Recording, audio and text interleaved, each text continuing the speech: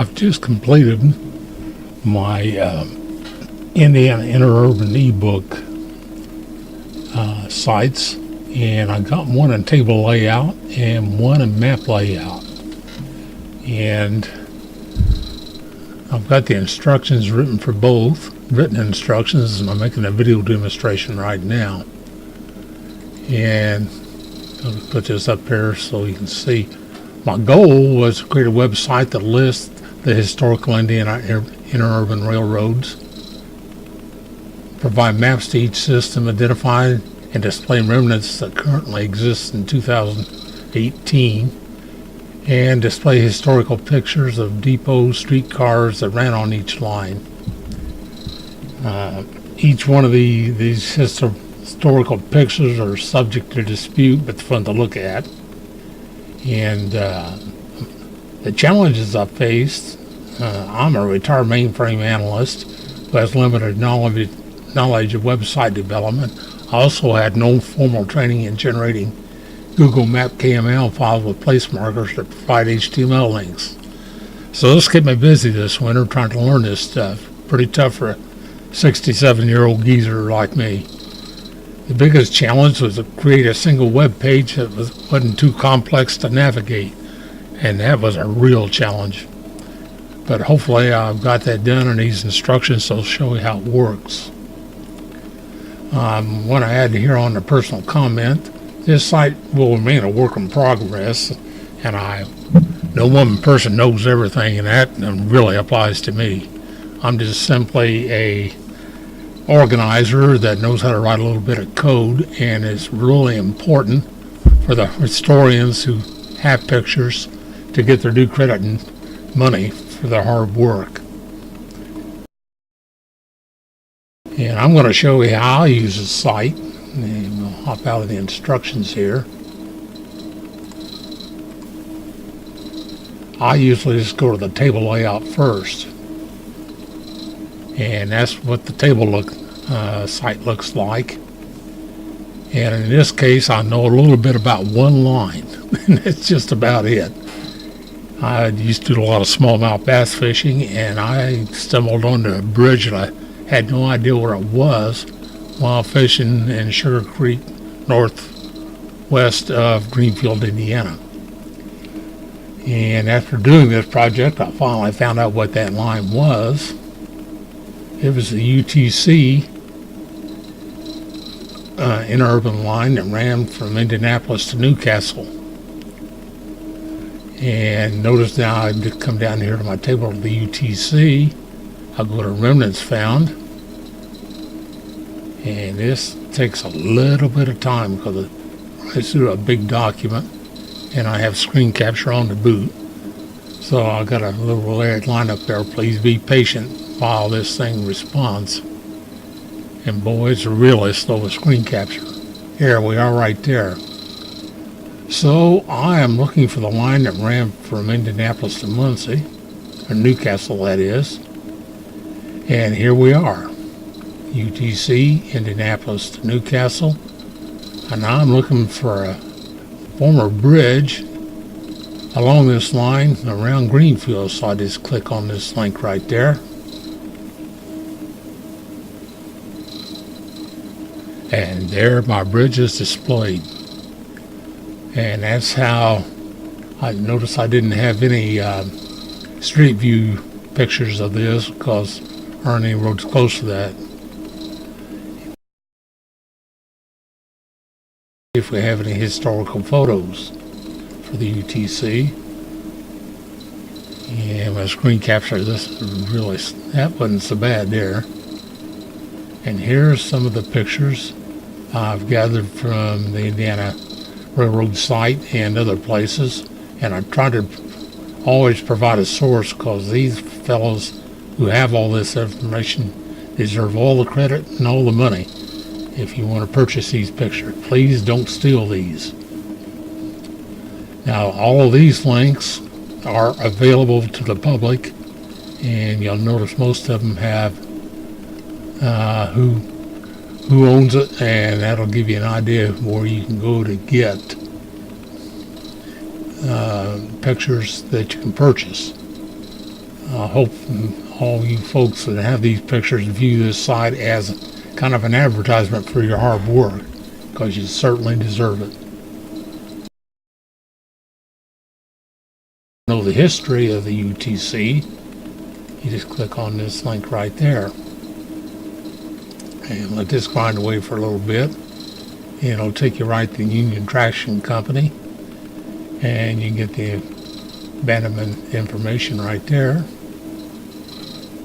It runs down there and tells you about it, when they were all about each one of these lines. And it looks like the line that ran, let's see, Indianapolis, Newcastle,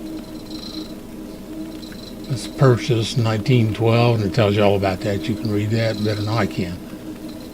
And I'm going to close that. And that's all there is to using this table to locate remnants.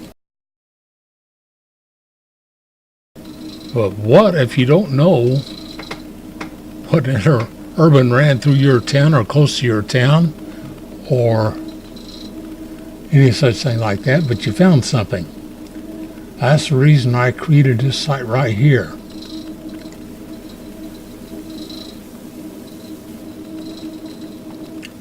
And this site has been out there quite some time. This map allows you to access information directly from this map. And notice I click on this UTC line I've been looking at, and it tells you where what the line is, and the route it took. And you can access the history, when it was completed, when it was discontinued, historical information, and the UTC map, which we'll get into later in this video, and the Google Earth flight KMZ file you can download to actually fly over this route via Google Earth Flight Simulator. And so this link, the historical link, and the Google Earth flight all provide direct information that you may want to use. This method provides great searching abilities, but it's kind of difficult, at least for me, to navigate. Videos simplify how to use it. I'm looking for that same bridge going through this method. There it is, the UTC, Indianapolis to Newcastle. That's the one we want. But the link I added is this UTC map, and this link will always have map in it like that. And depending on what line you choose, it'll tell you what Interuban it is, prefaced with the Interuban line. So on this one, I'm going to click that link. And boy, this busy map appears right here. But now's the time to access any historical pictures you might want to see on the UTC Interuban Railroad. And notice that link is right up toward the top of the map table here, right here. So you click on that link, and it grinds away a little bit here. And this shows all the pictures I have for the UTC line. And you just scroll down here, and they're still coming. And it's kind of slow because I have screen capture on. And that's how you go about seeing the historical pictures. And you can see I found several, what I think are remnants anyway, along here. And the challenge for me as an old programmer was trying to figure out a way to build a KML file generator that would put these place markers on the map, and also provide links, as you can see right there. You got map of location and street view location, and there I have no street view. See if I can find one that's got a street view. There's a point right there that has a map to the location, and this also provides a satellite view. And then I have Google Earth Street View location. And if I'm lucky, I found some pictures that people have taken of these locations. And that Street View link will actually be a picture. Now then, I want to find that bridge that we found so easily on the other map. These Google My Maps has a fabulous tool, and it's called the search bar. And from the search bar, you can zoom the map into specific locations, like an address, if you know what the address is, it's close to this, the city, the town. And what is extremely useful to me, it even searches for keys that I have within my map. And when I made this map, you notice I have a name. And that name has a city, comma, and the description of what that place marker is. End of line. And we come here to that one. That's Hobbs, Indiana, and it's a former grade. So we come back to here. And these are the 8 major keys that you can type in. Like if you're looking for the beginning of the line, you type in begin. End of the line, you type end. And this is case sensitive, but I made this table to look pretty.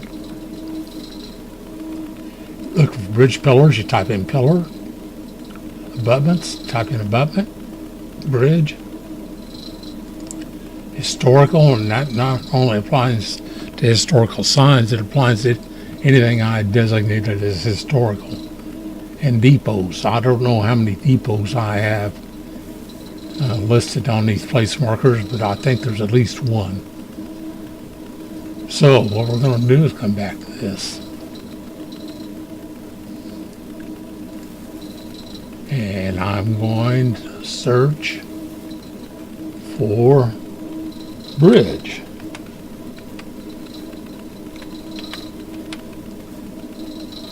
And look what this magic formula does. Move map. And right here it says from your map. It's got Mohawk former bridge, Greenfield former bridge, and Maxwell former bridge. And I know this is the Greenfield. Takes me to, I'll just click on it. No need to guess. Click on that place marker. And there's the Greenfield. And is this the right place? It certainly is. It's Sugar Creek. So if I want directions on how to get to that former bridge, I just type on that.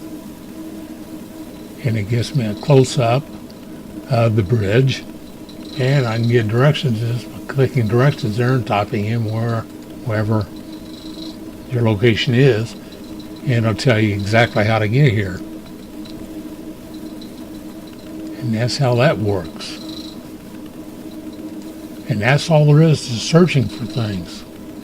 Now then, I wanted to show you how nice some of these 3D views, the satellite views are. So we click back to get to our main map here. And I think this is the correct line right here. The TH&E, I think there's an existing bridge here that we can search for. So I want to go to the THE map, and that tells me everything about the THE that I can find. And now then we're going to come to the THE map, and this shows every remnant I can find on the TH&E, THI&E it is. So I'll just type in bridges.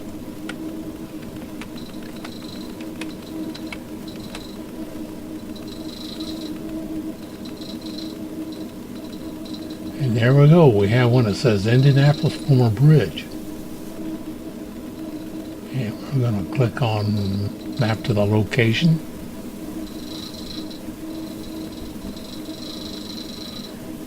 And there it is. It looks like it's still intact. But look what you can do if you click this 3D right there. Simply amazing how these do look. And I'm really surprised bridges like this still exist. And you get directions to that just typing here. I live in Walton, Kentucky.